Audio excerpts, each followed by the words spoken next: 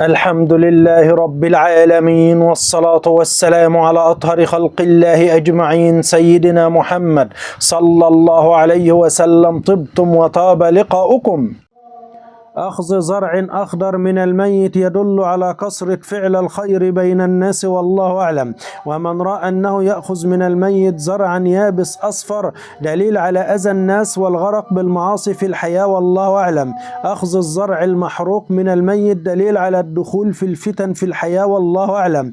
رؤية الميت يعطي زرعا للحي دليل على دخوله بتجارة رابحة بأموال هذا الميت، والله أعلم. ومن رأى شخصا حي يعطي الميت زرع دليل على كساد المحاصيل في تلكم السنة. أخذ القمح من الميت دليل على الزيادة في المال والعيال، والله أعلم. ومن رأى أنه يأخذ أكياس القمح من شخص متوفى فإنه طيب القلب وجيد الأخلاق، والله أعلم. وقيل رؤية الميت يعطيك قمحا في المنام علامة على نيل السعادة والرضا، والله أعلم. أخذ القمح الرطب من الميت علامة على تعليم الشريعة ومناسك الدين، والله أعلم.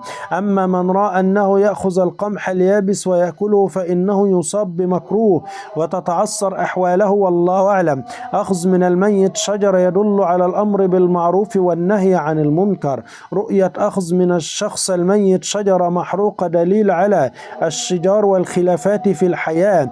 من رأى أنه يأخذ شجرة مثمرة من ميت فإنه يعمل بنصيحة قديمة ينالها منها الرزق الوفير، والله أعلم. وإذا رأيت الميت يعطيك شجرة زيتون فإنك تنال البركة والعمر المديد في الحياة. ورؤية أخذ من الميت شجرة النخل تدل على حصولك على مساعدة من رجل شريف، والله أعلم. أخذ أمانة من الميت والله أعلى وأعلم دليل على كثرة المسؤوليات المتعبة في الحياة الدنيا، والله أعلم. وحلم أخذ أمانة من الميت والاحتفاظ بها يدل على الضلالة في الدين، والله أعلم. ومن رأى شخصا ميت يعطيه أمانة فإنه يعمل بوظيفة ويشقى منها، والله أعلم. ورؤية أخذ الأمانة من الميت وضيعها دليل على الفساد في السعي، والله أعلم. ورؤية أخذ الأماني من الميت وردها الأمانات يعني علامة على إتمام الطاعات والفرائض في الحياة، والله أعلم. ومن رأى أنه يأخذ الأمانة من الميت ولا يرده فإنه ينكث العهود والمواثيق في الحياة.